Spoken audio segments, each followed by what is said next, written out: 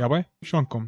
بجدر صغير راح نخلي كوبين شكر من هذا 1 2 وبسرعة نلحقها بنفس الكوب مي بارد نخليه فوق الشكر. على مود النكهة أنا راح أخلي فانيلا تنطيها نكهة الشيرة تخبل.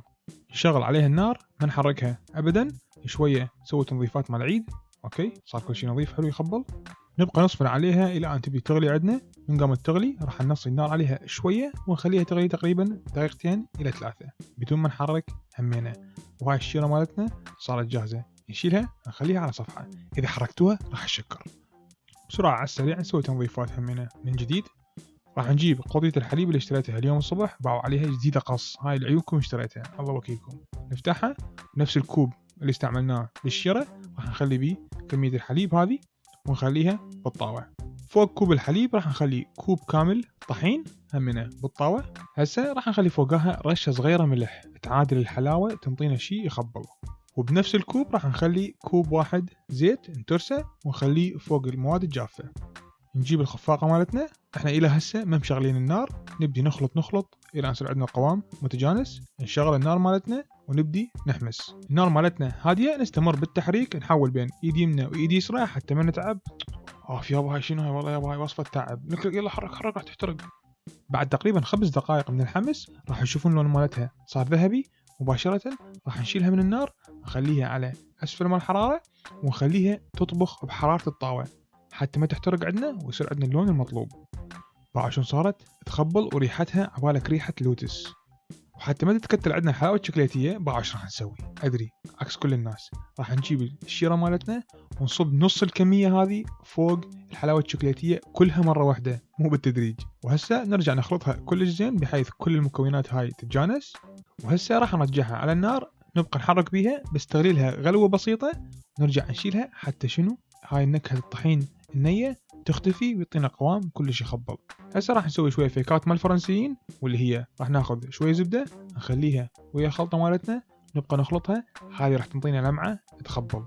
نجيب هاي مال الحرارة نخليها على الميز، نشيل الشوكولاتية نخليها حتى توقف الطبخ مالتها ونخليها إلى أن تبرد شوية. كل ما تبرد كل ما تثخن. هسه راح نجيب صحن التقديم، شوكولاتية بعدها شوية دافية راح نصبها بالصحن. تدرون شنو أطيب شي؟ هذه بعد ما تبرد شوية رهيبة. هاي يسموها لقمة الشيف.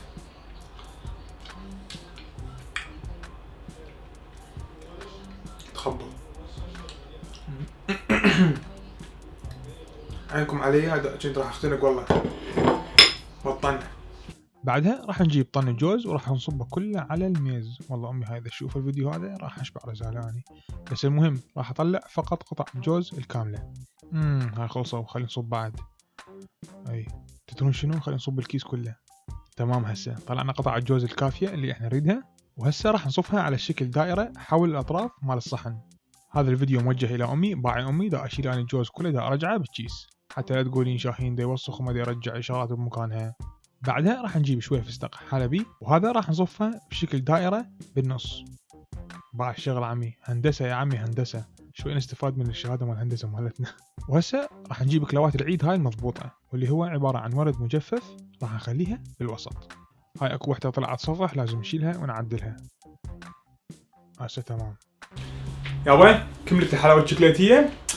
هسه راح نجربها. بسم الله بالخشوقة ما تمن. ناخذ بيها جوزاية. والله باع شلونها عالوزة صايرة. طبعا بعدها شوية دافية مو كلش باردة، بس لا تلزق بسقف حلقي تحرقني. بسم الله.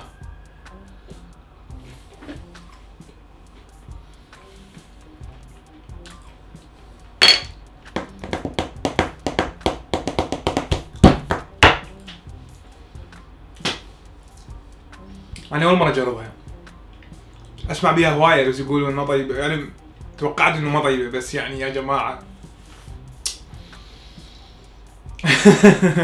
حبيتها هذه. أنا أول مرة أجربها والله يعني تخبل. شكرا للمتابعة، إن شاء الله حبيتوا هاي حلاوة شوكولاتية. في امان الله.